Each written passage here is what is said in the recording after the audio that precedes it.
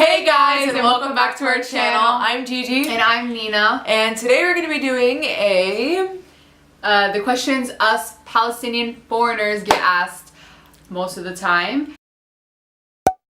Thanks to all who responded to our Instagram story. We both posted this question on our Instagram story, and we got so many exactly. Thank you so much everyone who responded, because I honestly was like worried that no one was going to respond and this video would have been a complete fail. So thank you. I think we're just going to start, and which way should we go? Let's go up. Okay, so the first question that we get asked so much is it safe? So is it safe? Yes. We're here. We're alive. So yes, it is safe depending on where you are in Palestine. Mm-hmm. The village that we both live in, there's not problems that happen here, so we are safe, but you always have to be careful, and anything can happen any moment. Yeah. So you always gotta be on the watch. Yeah. So obviously bombs are not flying out the window. Exactly.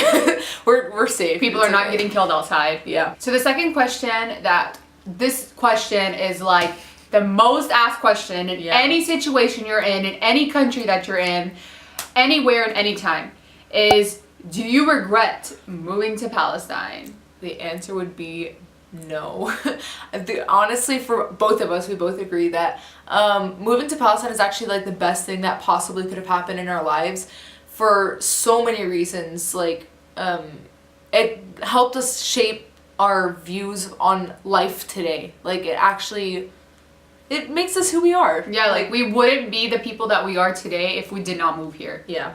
When people think of Palestine, they usually just think that Muslims live here. They associate Palestine with Muslims. Exactly. Whereas both of us are Christian and we live here. So a question that we usually get mostly, yeah, was like, how are you Christian and Palestinian? Exactly.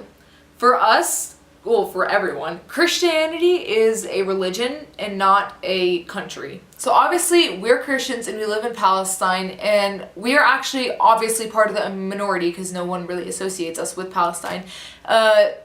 There are definitely Christians in Palestine, and actually the village that we live in is the only Christian village left, yeah, like in Palestine. It's 100% Christians in Palestine. Exactly. Yeah. So that's good. And not just that, Jerusalem belongs to the three monotheistic religions. Yeah. So Judaism, Islam, and Christianity. Yeah. So we all three take part of Jerusalem. Yeah. This is like the most popular question that every single person asks. Yeah. Whether you like it here in Palestine or you like America better. So honestly, both of them have their pros and cons. I mean, we both love living here, but because we live under an occupation and because we're limited to so many things, we kind of have to go back to America. Yeah. Just because we know that we have much more opportunities there, and we know that it's much safer. We're very limited here, so most of the essentials that we get are in America or whatever country is outside of Palestine. Exactly. So another thing is a lot of people actually ask what language do you speak and how do you speak the language, and the language you speak is Arabic. Most people, obviously, whenever you think of a new language, they ask you how to say hi in that language. So if you're wondering how to say hi, it is marhaba. And if you wanted to say how are you, it would be kif halak or kif halik, depending on if you're talking to a male or a female. Yeah, and if you wanted to respond to how are you, you could say mabsoot or mabsoota, depending on how, like, if who it's the male or person female. you're talking to is. Yeah. Yeah, another response that you might get is alhamdulillah, which means thanks God, or thank God. Thank God. Yeah, alhamdulillah, which means thank God. Or inshallah. Or inshallah is an answer to everything. Every question you're gonna ever ask in Arab is inshallah. Yeah, so inshallah actually means if God's willing, but to Arab parents, it actually means no. So yeah, those are a few Arabic words that you could actually use if you're looking to learn Arabic. somehow.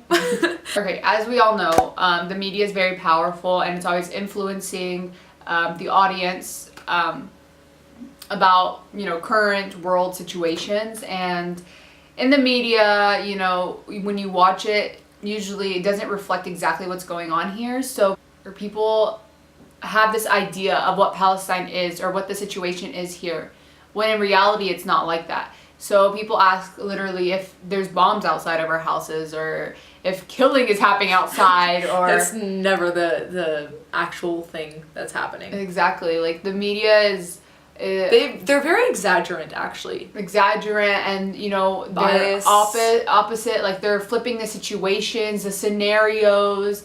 They're over exaggerating, bias. Yeah. They're also very abstract too. Like they don't tell the whole story. They're giving power to the other people, or they're making, you know, one side look bad and the other not, and you know, they're not giving the actual real situation, not giving the actual truth. Yeah. So don't always listen to the media. Yeah. That's a good a good thing to hear. A lot of people actually think that the news broadcasts are always, you know, 100% correct, but if you don't look into the story more, you're most likely going to get it wrong and form the opinion based on what you know instead of what's the actual truth. Especially the Israeli and Palestinian conflict, because it's always like an ongoing situation that doesn't have an end, and it's always the scenario is always being like told in such a like abstract way. Exactly.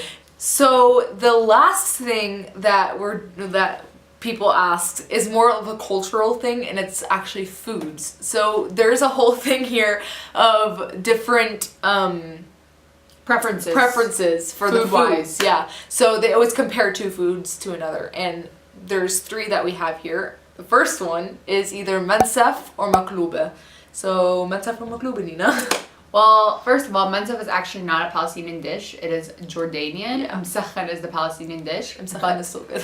My preference between those two would have to be maklube.